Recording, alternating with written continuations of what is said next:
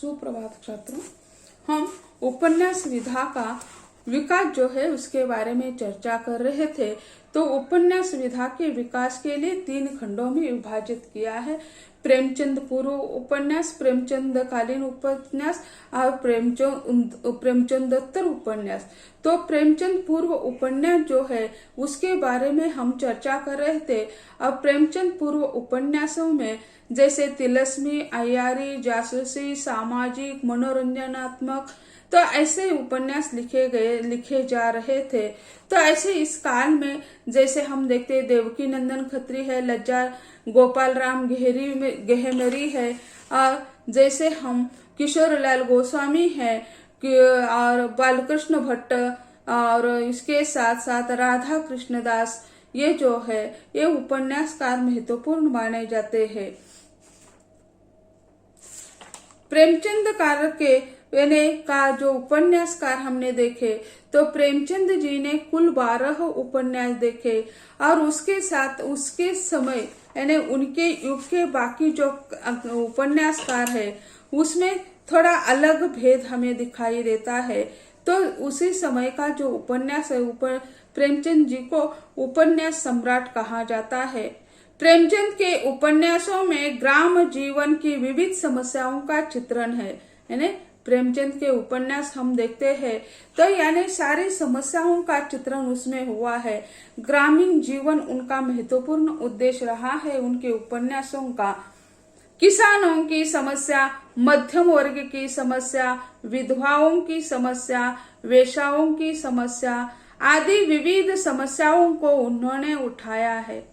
प्रेमचंद ने हिंदी उपन्यास को सभी दृष्टियों से उत्कर्ष पर पहुंचाया है, भाव और विषय की दृष्टि से समृद्ध बनाया, उपन्यास को शिल्प के दृष्टि से निश्चित रूप प्रदान किया, कथानक, चरित्र चित्रण, संवाद, वातावरण, भाषा शैली आदि सभी दृष्टि से संपन्न बनाया है। यानी उपन्यास के जो कथा तत्व है उन कथा तत्वों पर यह जो उपन्यास है प्रेमचंद कालीन उपन्यास यानी खरा उतरता हुआ दिखाई देता है। उसमें कथानक अलग, चरित्र चित्रण अलग है, और उसके साथ साथ हम देखते हैं संवाद, वातावरण, भाषा शैली, देशकाल वातावरण, ये जो उनके तत्व है उन तत्वों को उन्होंने अच्छी ढंग से निभाया है। गोदान हिंदी का सर्वश्रेष्ठ उपन्यास माना जाता है। गोदान और निर्मला को छोड़कर बाकी उपन्यासों में प्रेमचंद जी आदर्शोन्मुखी यथार्थवादी रहे हैं। सेवा सदन, रंगभूमि, प्रेमाश्रम, कर्मभूमि आदि उपन्यासों में प्रेमचंद का गांधीवाद, आदर्शवाद, सत्य, अहिंसा, प्रेम लक्षित होता है।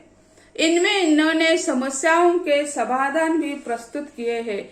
यानी उनके जो उपन्यास समस्या प्रधान जो है तो समस्याओं का भी समाधान उन्होंने अपने उपन्यासों के माध्यम से करने का प्रयत्न कर दिया है।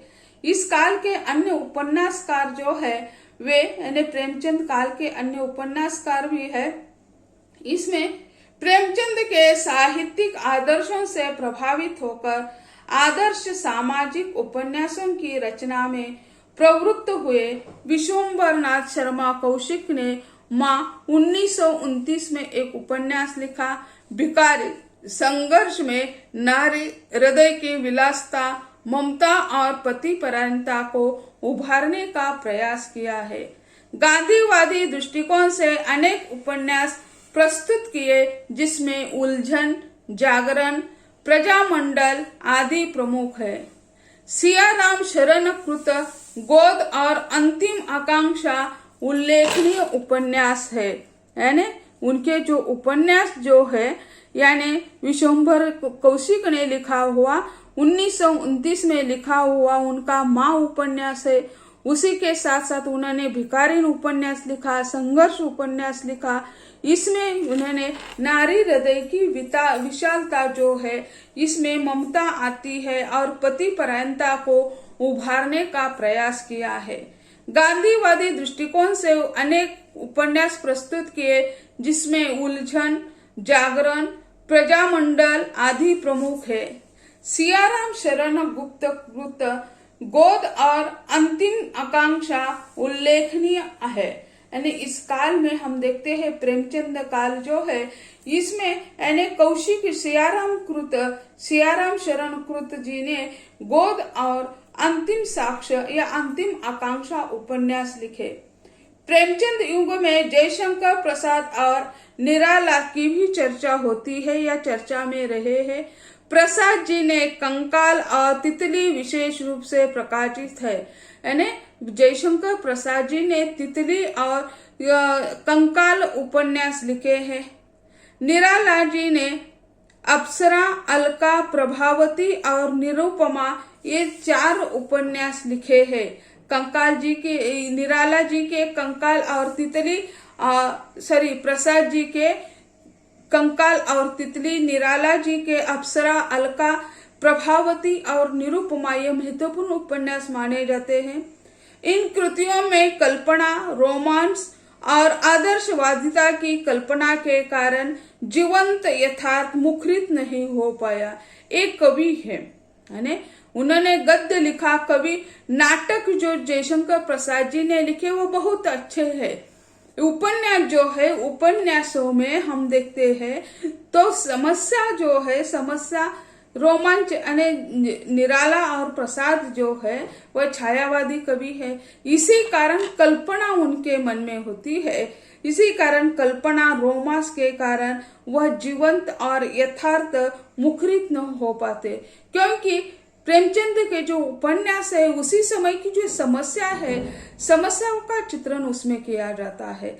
तो ऐसे जो है, अतः कहा जा सकता है कि प्रेमचंद युग के उपन्यास साहित्य से आदर्शवाद, जीवन की आलोचना के साथ साथ समस्याओं का समाधान के चित्रण से सामाजिक प्रेरणा अभिव्यक्त हुई है। इस युग में प्रतिभाशाली उपन्यासकार निर्माण हुए हैं।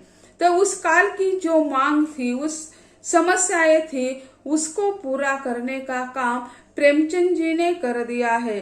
तो प्रेमचंद पूर्व काल देखा, प्रेमचंद काल देखा, और प्रेमचंदोत्तर काल में हम देखते हैं कि यानी उसकी उपन्यास की अनेक शाखाएं निर्माण हो गई। तो अनेक शाखाएं कैसे? क्योंकि यानी प्रेमचंद के बाद यानी प्रगतिवाद जो होता है, तो प्रगतिवादी साहित्य ने अपनी शैली ही परिवर्तित कर दी है। शैली यानी क्या? लिखने की पद्धति। जो प्रतीक पहले थे छायावादी कवियों ने अपनाए थे, उसी को उन्होंने छोड़ दिया। तो इसी तरह प्रेमचंदोत्तर काल में यानी अनेक प्रकार के उपन्यास लिखे गए, जैसे मनोवैज्ञानिक उपन्यास, सामाजिक उपन्यास, समस्यावादी उपन्यास, ऐतिहासिक उपन्यास, स्त्रीवादी उपन्यास, ऐसे अलग अलग प्रकार के उपन्यास लिखे गए। प्रेमचंद के बाद हिंदी उपन्यास साहित्य का विविधमुखी विकास हो गया। अनेक लेखकों ने प्रेमचंद के सामाजिक उपन्यासों की परंपरा को आगे बढ़ाया। कुछ लेखकों ने मनोवैज्ञानिक, ऐतिहासिक, आंचलिक उपन्यास लिखे, यानी उसके प्रेमचंद के बाद उपन्यास का जो विकास है वो बहुत ही द्रुत गति से हो गया है, और उसका विभाजन इस काल में प्रेमचंदोत्तर काल में हुआ है। तो मनोवैज्ञानिक उपन्यास, सामाजिक उपन्यास, साम्यवादी उपन्यास, राजनीतिक उपन्यास, ऐतिहासिक उपन्यास, आंचलिक उपन्यास, तो ऐसी अलग अलग धाराएं या प्रवाह हमें इस काल में दिखाई देती हैं। मनोवैज्ञानिक उपन्यास लिखने वाले में हम देखते हैं तो देवराज है, जैनेन्द्र है, इलाचंद जोशी है, आग्नेय है, तो ऐसे ही महत्वपूर्ण माने जाते हैं। अनेक उपन्यासकारों ने मनोवैज्ञानिक सिद्धांतों के आधार पर अपने पात्रों की यौन वृत्तियां, दमित वासनाओं, ग्रंथियों का विश्लेषण अपने उपन्यासों में किया है। मनोविश्लेषणवादी परंपरा में जैनेन्द्र कुमार, इलाचंद जोशी, आग्नेय, देवराज आदि महत्वपूर्ण है। जैसे युग प्रवर्तक के रूप में हमने आग्नेय जी को देखा, उसी समय यानी आग्नेय जी की उपन्यास जो है तो शेखर एक जीवनी, अपने अपने अजनबे, यह जो 3 उपन्यास उन्होंने लिखे हैं, तो वह मनोवैज्ञानिक उपन्यास उनके थे। नदी के द्वीप, अपने अपने अजनबी और शेखर एकजुनी, 3 उन्होंने उपन्यास लिखे और ये उसी काल के मनोवैज्ञानिक उपन्यासकार माने जाते थे। तो यहाँ मनोवैज्ञानिक उपन्यास लिखने वालों में जैसे जैनेन्द्र, इलाचंद्र जोशी, आग्नेय, देवराज आ जाते हैं। जैनेन्द्र के उपन्यासों का प्रमुख तत्व मानसिक अंतर्द्वंद का विश्लेषण है। इनकी रचनाएं, जैनेन्द्र के उपन्यास जो हम देखते हैं, इसके नाम बहुत लंबे हैं। इनकी रचनाएं जैनेन्द्र जी की सुनीता, त्यागपत्र, कल्याणी, व्यतीत, सुखदा आदि में नारी और पुरुष पात्रों की अपेक्षाओं एवं भ्रम का उद्घाटन हुआ है। ये जो रचनाएं है, उपन्यास है जैनेन्द्र जी के, सुनीता, त्यागपत्र, कल्याणी, व्यतीत, सुखदा, इसमें स्त्री और पुरुषों की जो भावनाएं है, उनकी अपेक्षाएं है और उनका जो भ्रम है वह किस तरह टूटता है या पूरा होता है, इसके बारे में चर्चा जैनेन्द्र जी ने कर दिया है। इलाचंद जोशी ने अपने सन्यासी, पर्दे की रानी, प्रेत की छाया ये उपन्यास लिखे। इस पर उनके क्या है, यानी पाश्चात्य विद्वान जो है फ्राइड और एडलर और युंग का प्रभाव दिखाई देता है। वह मनोवैज्ञानिक लेखक माने जाते हैं। यह फ्राइड इन्हें मानसिक विश्लेषण करने वाले हैं, एडलर है, युंग है। तो इलाचंद जोशी पर उनके विचारों का प्रभाव दिखाई देता है।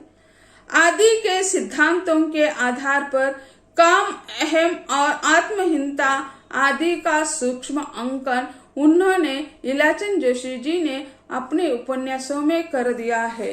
तो इस काल के जो महत्वपूर्ण मनोवैज्ञानिक उपन्यासकार माने जाते हैं, जो जैनेन्द्र कुमार, इलाचंद जोशी, आग्नेय, देवराज, ये देवराज तो यानी 1950 के बाद के उपन्यासकार माने जाते हैं।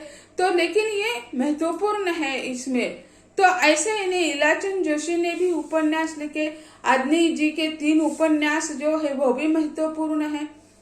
तो ये मनोवैज्ञानिक उपन्यासों के बाद आ जाते हैं सामाजिक उपन्यास। तो ये सामाजिक उपन्यास क्या है, तो समाज का चित्रण करने वाले जो उपन्यास है उसे सामाजिक उपन्यास कहा जाता है। सामाजिक उपन्यासों में बदलती हुई सामाजिक परिस्थितियों का चित्रण है। समाज सुधार, निम्न मध्य वर्ग के जीवन का यथार्थ चित्रण तथा समाज की रूढ़ी परंपराओं और पुराने मूल्यों के प्रति संघर्ष आदि का भी चित्रण इसमें हुआ है। प्रसाद और कौशिक के बाद सामाजिक समस्या पर लिखने वाले उपन्यासकारों में यानी उग्र, चतुरसेन शास्त्री, उपेंद्रनाथ अश्क आदि के नाम प्रमुख महत्वपूर्ण माने जाते हैं। सामाजिक उपन्यास लिखने वाले में चतुरसेन शास्त्री हो, उपेंद्रनाथ अश्क हो, ये जो महत्वपूर्ण माने जाते हैं। चतुरसेन शास्त्री ने अपने सामाजिक उपन्यासों में यह दिखाने का प्रयास किया है कि वासना मनुष्य को कहां तक पतित और नीचा बना देती है। हृदय की प्यास में उन्होंने विधवा आश्रमों में छिपकर किए जाने वाले दुराचारों का नग्न चित्र किया है। अश्क के गिरती दीवारें में निम्न मध्यवर्ग के चित्रण का उल्लेखनीय यथार्थ चित्रण किया है। इसमें उन्होंने आधुनिक समाज की वैवाहिक रूढ़ियों के कारण युवक युवतियों की प्रणय की असफलता का चित्रण किया है। अन्य सामाजिक उपन्यासकारों में भगवती चरण वर्मा जो है वह भी महत्वपूर्ण माने जाते हैं। उन्होंने उपन्यास लिखे हैं पतन, आखिरी दाव, भूले बिसरे चित्र। अमृतलाल नागर जी ने लिखा उपन्यास है बूंद और समुद्र। और विष्णु प्रभाकर मासवे जी ने लिखा है तट के बंधन। और राजेंद्र यादव ने लिखा है सारा आकाश, उखड़े हुए लोग। तो यह आधुनिक काल में हम देखते हैं 1950 के आसपास का जो समय है उसका उन्होंने चित्रण कर दिया है। तो बूंद और समुद्र अमृतलाल नागर का महत्वपूर्ण है। विष्णु प्रभाकर का तट के बंधन और राजेंद्र यादव ने सारा आकाश और उखड़े हुए लोग, ये जो दो उपन्यास लिखे उसमें वास्तविक चित्रण कर दिया है। सारा आकाश जो हम देखते हैं वहाँ उन्होंने महानगरों का चित्रण कर दिया है, महानगरीय जीवन का चित्रण कर दिया है कि महानगरों में परिवार कैसे लगते रहते हैं।